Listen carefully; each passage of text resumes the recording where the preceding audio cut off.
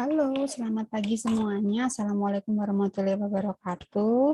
Mohon maaf, Ibu share materi untuk pertemuan keempat kita melalui laman YouTube. Semoga tidak mengurangi rasa hormat saya kepada kalian untuk membagi informasi ilmu terkait dengan mata kuliah mikrobiologi industri. Berikut adalah materinya, Ibu akan share juga di postingan Google Classroom. Oke? Oke, Ibu akan share screen. Oke. Adapun untuk pertemuan keempat kita akan mempelajari terkait dengan mikroorganisme dalam industri. Ya, apa saja sih mikroorganisme yang bisa dimanfaatkan khususnya untuk bisa dijadikan agen untuk merubah bahan baku menjadi produk yang dibutuhkan atau menjadi produk yang akan diperjualbelikan dalam skala industri. Ya.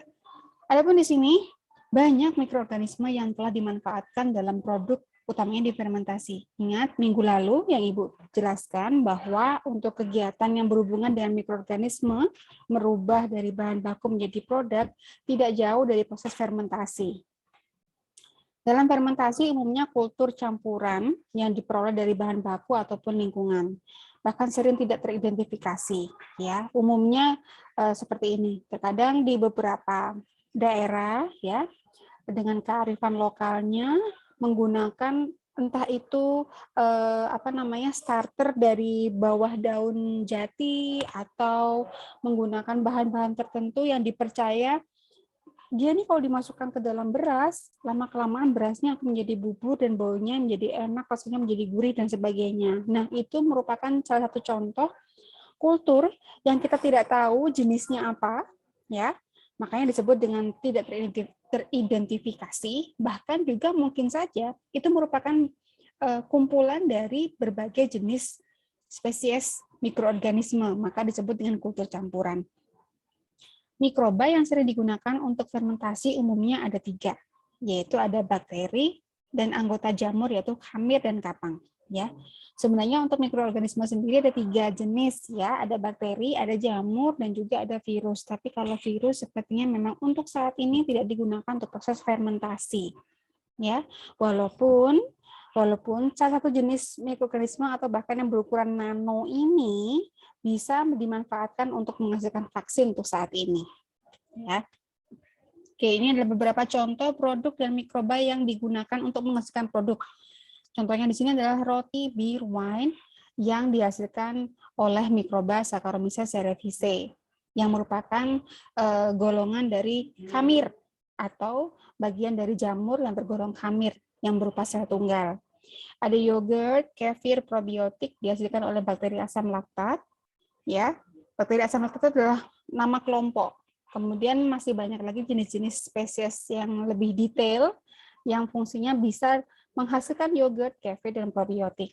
Ada juga produk kecap dihasilkan oleh Aspergillus oryzae, Saccharomyces roxy.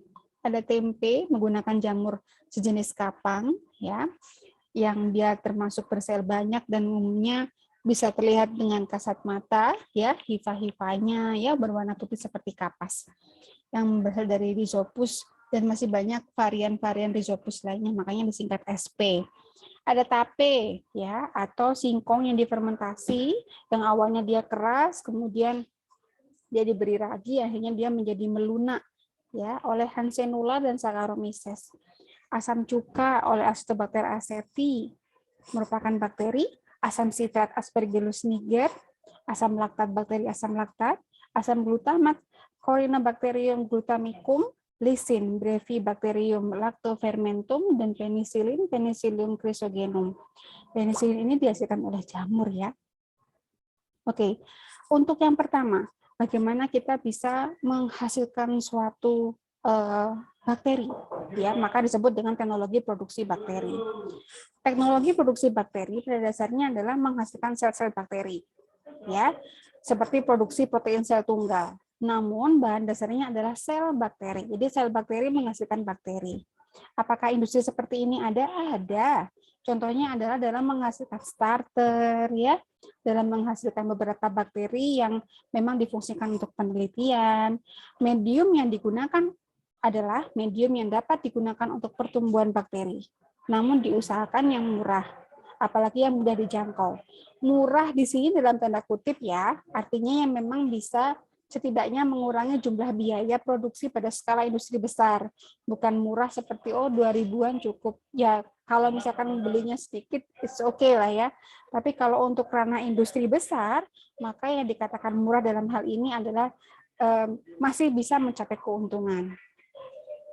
Syarat bagi bakteri, yang pertama tidak mengakibatkan penyakit atau tidak bersifat patogen, memiliki kemampuan menghambat pertumbuhan bakteri patogen, berkembang biak dengan cepat, kadar asam nukleat relatif rendah, dan pembentukan lendir tidak terlalu tinggi.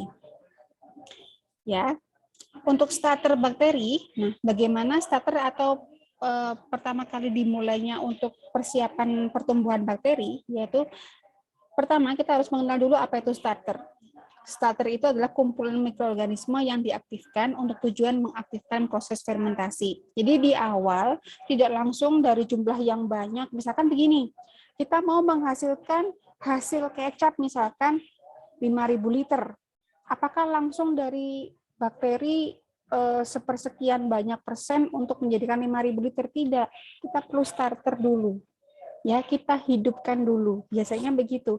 Dari yang kita beli, kemudian kita bangunkan mereka karena posisinya pasti dalam sel tidur atau dorman. Kita bangunkan dengan berbagai macam perlakuan sampai dia mulai bisa tumbuh, mencapai suatu fase. Setelah dia fase adaptasi, kemudian dia mengalami proses pertumbuhan yang logaritmik atau sangat cepat. Ya, nah itu baru berarti fase starter itu di sini posisinya di mana? Setelah dia mulai fase logaritmik. Nah, setelah dia mulai mencapai pertumbuhan yang sangat meningkat tajam ini, digunakanlah untuk starter di proses fermentasi selanjutnya. Jadi memang seperti itu. Mikroorganisme ditemukan sampai dan setelah di fase logaritmik, setelah dia mencapai fase di mana dia tumbuh sangat cepat, pastinya medium yang ada di tempat di mana pertumbuhan bakteri itu terjadi juga pasti akan mengalami pengurangan, ya kan? Karena dari awal dilakukan atau dimanfaatkan untuk proses adaptasi, kemudian dimanfaatkan lagi untuk proses pertumbuhan. Pastinya media-media itu juga akan mulai, media dimakan oleh bakteri itu mulai berkurang. Kalau sudah mulai berkurang, otomatis akan terjadi kompetisi dalam memanfaatkan media. Nah, stasioner ini terjadi manakala jumlah pertumbuhan sama dengan jumlah kematian bakteri. Oke. Diharapkan pada saat penuangan starter ke dalam medium, starter langsung menjalankan fungsinya sebagai kultur induk pelaku perubahan substrat. Nah, karena sudah ada istilah seperti ini, diharapkan starter ketika masuk ke dalam medium baru, dia langsung bisa melakukan aktivitasnya untuk tumbuh dan berkembang, serta menghasilkan produk. Maka yang tadi Ibu sampaikan bahwa starter jangan langsung dimasukkan ke dalam suatu bioreaktor besar untuk bisa menghasilkan produk dalam jumlah besar. Bangunkan dulu saat dia sebelumnya disimpan di entah di suhu rendah, bahkan minus, atau baru saja dibeli. Maka yang harus kita lakukan adalah mengaktifasi ya sampai dia benar-benar bisa menjalankan fungsinya. Sampai dengan fase logaritmik, baru bisa dimanfaatkan untuk proses fermentasi yang lebih besar. Bagaimana dengan teknologi produksi khamir atau sel tunggal pada golongan jamur?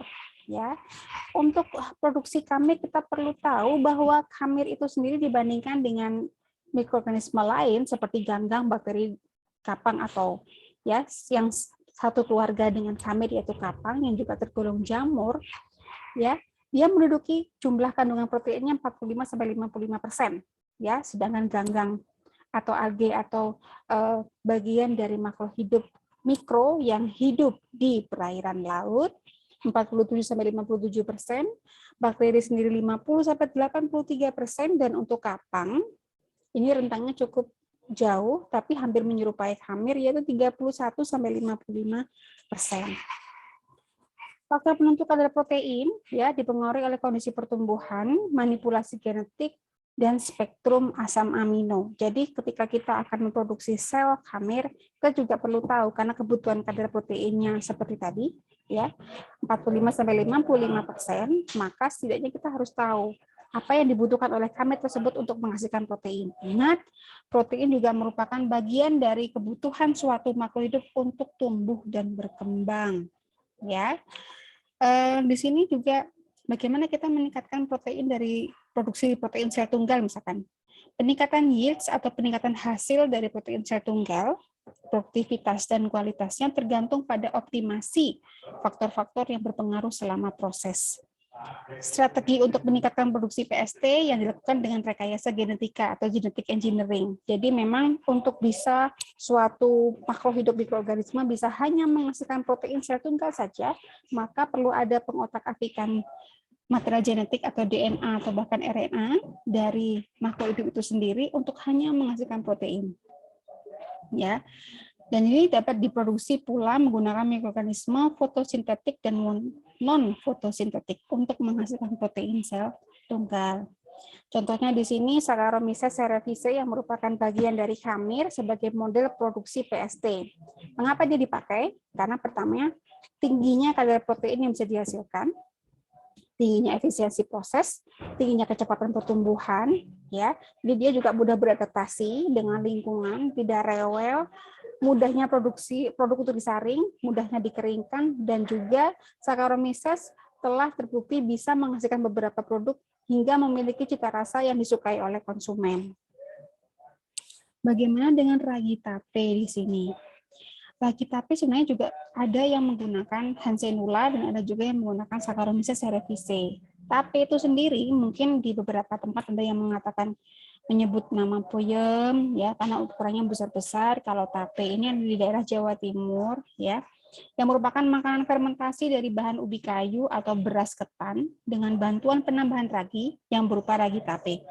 Tapi kalau misalkan dalam kehidupan sehari-hari kita nggak bisa beli ke toko itu saya mau beli Saccharomyces cerevisiae, tidak. Tapi caranya kita beli adalah kita menyebutnya ragi tape atau ragi tempe. Ya, ragi tape itu seperti ini, nah. Jadi ini adalah bentukan dari Saccharomyces cerevisiae yang telah dispraykan, ya, dikeringkan sehingga siap digunakan. Oke, jadi itu untuk mata kuliah pertemuan keempat kita terkait dengan mikroorganisme yang bisa dimanfaatkan untuk proses industri. Jadi mulai tadi ada produksi sel tunggal dari khamir yang merupakan bagian dari jamur dan juga pemanfaatan bakteri. Sebenarnya kalau untuk bakteri juga sangat luas, nak ya. Tadi mungkin kalian juga mendengar penggunaan dari bakteri asam laktat. Sebenarnya merupakan istilah ya, misalnya disingkat BAL, bakteri asam laktat. Yang di dalamnya itu ada banyak jenis, nah ada lactobacillus dan masih banyak lagi yang fungsinya memang merubah glukosa menjadi asam laktat. Ya, dan produknya pun juga sudah kita manfaatkan sebenarnya ya di kehidupan sehari-hari. Seperti minuman probiotik dengan merek Yakult misalkan, itu juga merupakan bagian dari hasil fermentasi susu ya yang dirubah menjadi minuman-minuman yang baik untuk sistem pencernaan tubuh kita. Untuk itu saya akhiri dulu untuk pertemuan keempat kita. Selebihnya jika ada diskusi silakan menanyakan di kolom komentar. Untuk presensinya, kalian cukup menulis nama dan NIM kalian di kolom komentar postingan Ibu kali ini. Terima kasih dan sampai jumpa.